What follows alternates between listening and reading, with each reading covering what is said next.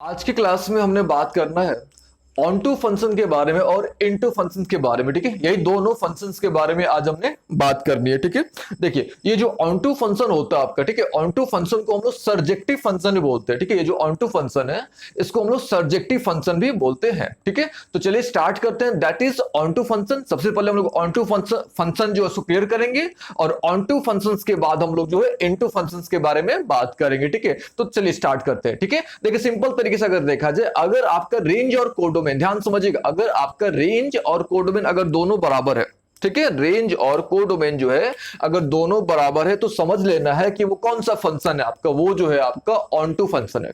ठीक है, फिर से अगर आपका जो रेंज है, ठीक है, रेंज आप लोग को पता होगा रेंज का मतलब क्या होता है कि नहीं। रेंज जो होता है वो क्या होता है, सबसेट होता है। किसका सबसेट होता है, कोडोमेन का सबसेट होता है।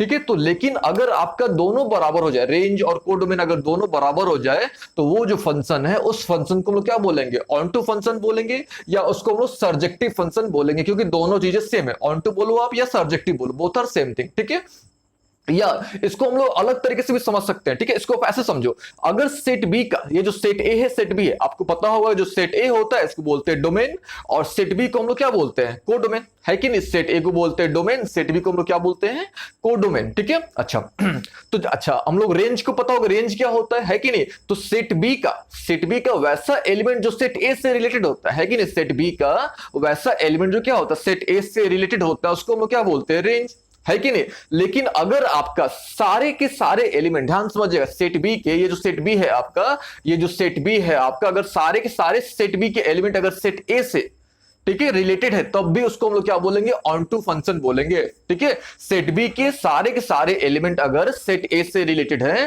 तो इस तरह का जो फंक्शन होता है, इस तरह के फंक्शन को हम लोग क्या बोलेंगे, ऑन टू फंक्शन बोलेंगे। ठीक है, देखो बात वही हो जा रही है, बात वही हो जा रही है का मतलब क्या है मेरा, कि सारे के सारे एलिमेंट रिलेटेड है, यानी जितने हमारे जो कोडोमेन था वही क्या हमारा रेंज है कि नहीं। तो उसको हम लोग ऐसे भी समझ सकते हैं। ठीक है, अगर सेट बी के सारे जो एलिमेंट है वो सेट ए से रिलेटेड है तभी उसको हम लोग क्या बोलेंगे, ऑन टू फंक्शन। ठीक है, अब देखो ध्यान से, अब देखा जाए ध्यान से, हमने यहाँ पे कुछ एग्जांपल्स लिए हुए। ठीक है, अब देखो ध्यान से, यहाँ पे ये सेट ए है हमारा, सेट बी है।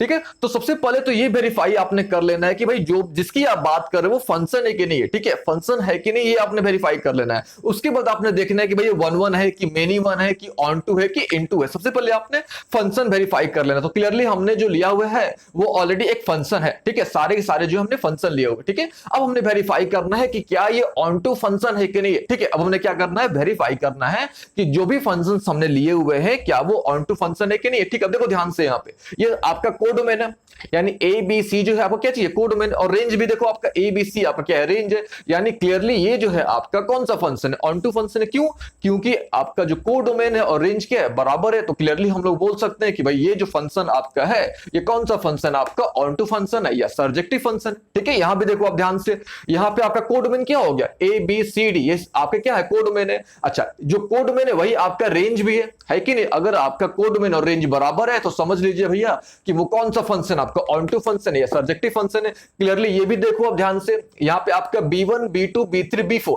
है कि नहीं, B1 B2 B3 B4 है कि अब कोडोमेन है और साथ साथ ये रेंज भी है। तो कोडोमेन और रेंज यहां भी बराबर है तो समझ लीजिए कि कौन सा फंक्शन है आपका, ऑन टू फंक्शन है कि नहीं। अब देखिए नेक्स्ट यानी फोर्थ एग्जांपल पे आप देखो ध्यान से, यहाँ पे 1 2 3 4 ये आपका पूरा के पूरा क्या हो गया, कोडोमेन हो गया। लेकिन रेंज क्या है यहाँ पे, 1 और 4 ये आपके दो रेंज है, लेकिन यहाँ पे जो है आपका बराबर नहीं है। यहाँ पे इस वाले केस में अगर देखा जाए आपका कोडोमेन और जो रेंज है वो बराबर नहीं है। तो कोडोमेन और रेंज बराबर नहीं है तो समझ लेना है कि भैया ये जो है फंक्शन आपका ऑन टू फंक्शन नहीं है। ठीक है, ऑन टू फंक्शन नहीं है। अच्छा, जब ऑन टू नहीं है तो क्या है भाई, तो क्लियरली ये इन टू फंक्शन है। अगर ऑन टू फंक्शन नहीं है तो ये जो है आपका इनटू फंक्शन हो गया।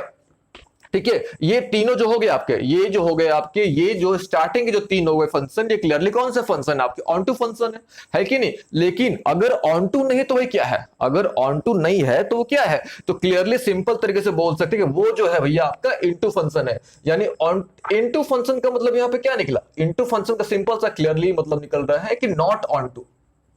है कि नहीं। या सिंपल तरीके से हम लोग बोल सकते हैं कि जितने भी नॉन सर्जेक्टिव, ध्यान समझिएगा, जितने भी आपके नॉन सर्जेक्टिव फंक्शंस होते हैं, नॉन सर्जेक्टिव फंक्शन यानी non onto function, not onto function जो होते हैं उनको हम लोग क्या बोलते हैं, इनटू फंक्शन बोलते हैं। या इसको हम लोग अलग तरीके से समझा जाए, है कि नहीं, सेट बी में, ध्यान से समझिएगा, सेट बी में कम से कम एक ऐसा एलिमेंट होना चाहिए। सेट बी में यहां पे देखिए दो एलिमेंट्स है, एक 2 है दूसरा 3 है, ठीक है।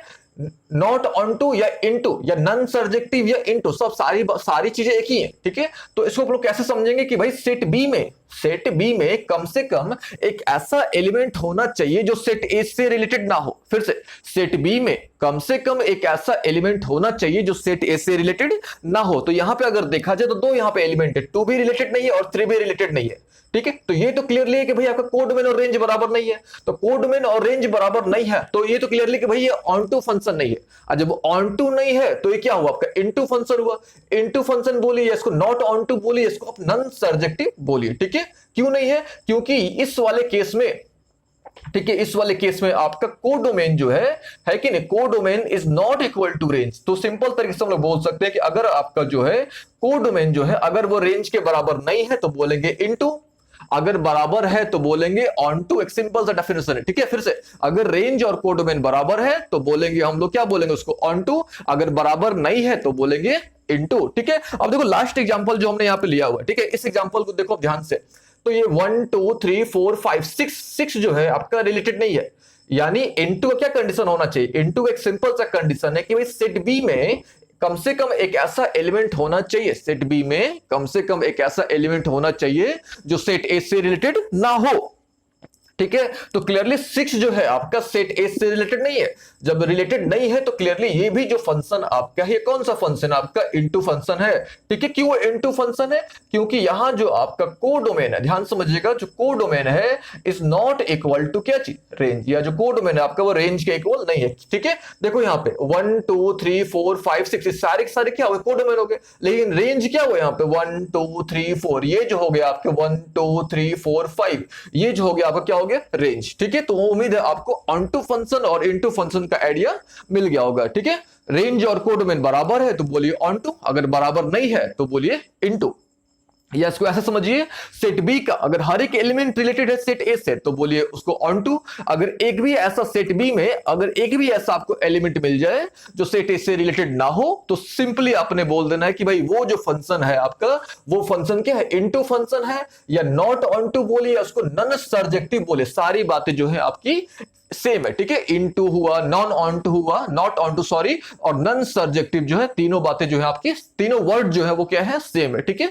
तो ऑन टू फंक्शन और इनटू फंक्शन, ठीक है। उम्मीद है आपको अच्छे तरीके से समझ आ गया होगा, ठीक है। अब देखिए ध्यान से, ठीक है। अब देखिए, अब सबसे इंपॉर्टेंट कॉन्सेप्ट क्या है, अगर आपको जो है, ठीक है, अगर आपको जो है ऑन टू फंक्शन को समझना है डिटेल में तो आपको एक चीज अच्छे तरीके से आना चाहिए, दैट इज रेंज कैलकुलेट करना, ठीक है। तो अगर आपको जो है रेंज कैलकुलेट करने आता है, ठीक है, अगर आपको जो है रेंज कैलकुलेट, ठीक है, क्योंकि रेंज कंपलसरी है, क्योंकि हमने पता क्या करना है भाई, रेंज पता करना है कि नहीं, क्योंकि डोमेन और कोडोमेन, ध्यान समझिएगा, यही तो हमको कैलकुलेट करना होता है कि नहीं।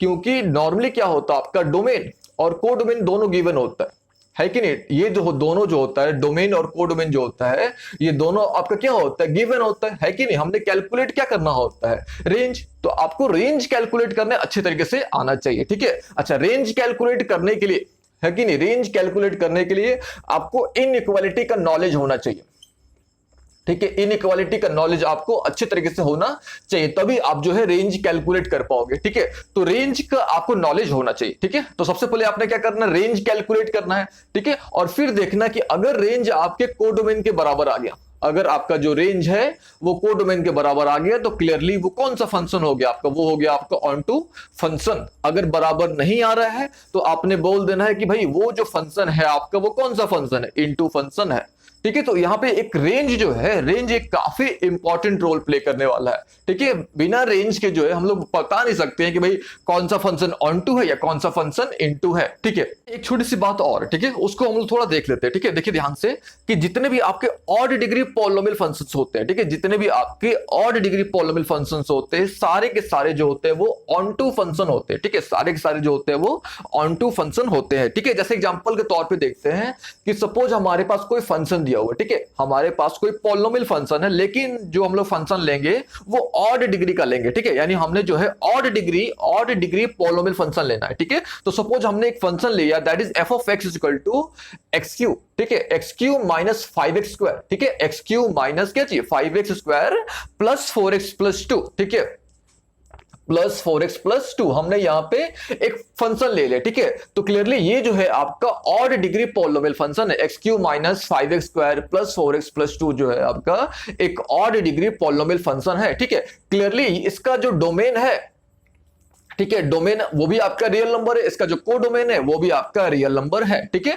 अच्छा, जब इसका आप रेंज कैलकुलेट करोगे, ठीक है, यानी ऑड पॉलिनोमियल फंक्शन का, ठीक है, ऑड पॉलिनोमियल फंक्शन का जब भी आप, ठीक है, जब भी आप इसका रेंज कैलकुलेट करोगे, ठीक है, तो इसका जो रेंज है हमेशा आर आएगा, ठीक है, इसका जो रेंज आएगा वो हमेशा क्या आएगा आर, ठीक है। तो क्लियरली हम लोग बोल सकते हैं कि ऑड डिग्री पॉलिनोमियल फंक्शन का, ठीक है, ऑड डिग्री पॉलिनोमियल फंक्शन जो होता है इनका जो कोडोमेन होता है, ठीक है, इनका जो आपका कोडोमेन होता है और जो रेंज होता है आपका दोनों इक्वल होता है, ठीक है, दोनों क्या होते हैं आपके इक्वल होते हैं। और दोनों अगर इक्वल है तो क्लियरली हम लोग बोल सकते हैं कि ये भाई जो फंक्शन होते हैं यानी ऑड डिग्री पॉलिनोमियल फंक्शन जो होते हैं ये आपके ऑन टू फंक्शन होते हैं, ठीक है। क्यों होते हैं? क्योंकि इनका जो रेंज होता है, ध्यान समझिएगा, इनका जो रेंज होता है वो रियल नंबर होता है यानी आर होता है, इनका जो रेंज होता है आर होता है। और इनका कोडोमेन तो ऑब्वियस है कि आर होगा, है कि नहीं? तो दोनों सेम है, कोडोमेन और रेंज दोनों सेम है। अगर दोनों सेम है तो हम लोग बोल सकते हैं कि भाई ये कौन सा फंक्शन है आपका, ये जो है आपका ऑन टू फंक्शन है, ठीक है।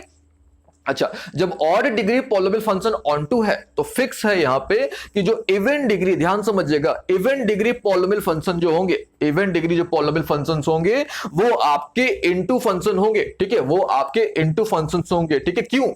ठीक है, ऑब्वियस है कि जब इसका जो रेंज है वो रियल नंबर आ रहा है तो फिक्स है कि इसका जो रेंज आएगा यानी इवन डिग्री पॉलिनोमियल फंक्शन का, इवन डिग्री पॉलिनोमियल फंक्शन का जो रेंज है वो आपका जो है कोडोमेन के इक्वल नहीं आएगा, रेंज जो है आपका कोडोमेन के इक्वल नहीं आएगा। इसका मतलब ये हो रहा है कि इसका जो रेंज है वो आर नहीं आने वाला, इसका जो रेंज है वो आर आपका नहीं आने वाला, ठीक है। हम लोग क्या करते हैं, एक एग्जांपल लेके समझाते हैं आपको, ठीक है। सपोज हमारे पास कोई पॉलिनोमियल फंक्शन है, ठीक है, लेकिन हमने जो है एक इवन डिग्री, ध्यान समझिएगा, हमने इवन डिग्री पॉलिनोमियल फंक्शन लेना है, हमने जो है इवन डिग्री पॉलिनोमियल फंक्शन लेना है, ठीक है। तो सपोज हम लोग ले लेते हैं x4 प्लस 3x स्क्वायर, है कि नहीं, 3x square minus 5x plus 6, कुछ भी हम लोग ले लेते हैं, ठीक है। हमने यहां पे क्या करा, कोई भी एक क्या करा, इवन डिग्री पॉलिनोमियल फंक्शन हमने यहां पे एक ले लिया, ठीक है, that is x4 x to the power 4 plus 3x square minus 5x plus 6 हमने यहां पे ले लिया, ठीक है। तो क्लियरली आपका यहां पे डोमेन क्या है, डोमेन आपका रियल नंबर है आर है, कोडोमेन भी क्या है आर है।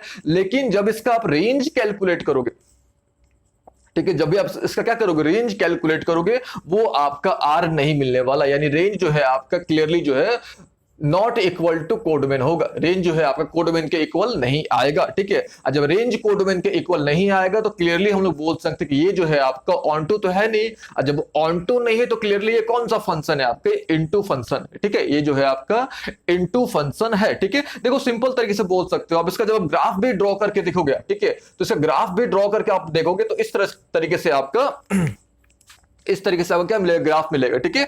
जब भी इस तरह का ग्राफ अगर आपको मिल जाता है, ठीक है, आपको जो है इस तरह का ग्राफ मिलेगा तो ग्राफ इसका आप ड्रॉ कर लो, है कि नहीं। ग्राफ ड्रॉ करके आप देख सकते हो कि भाई इसका जो रेंज है वो आपका आर नहीं आने वाला, इसका जो रेंज है वो आर आपका नहीं आने वाला।